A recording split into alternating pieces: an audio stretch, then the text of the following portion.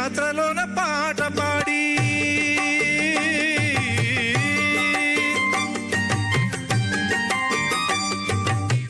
యాత్రలోన పాట పాడి అడవిలోన కొండనెక్కి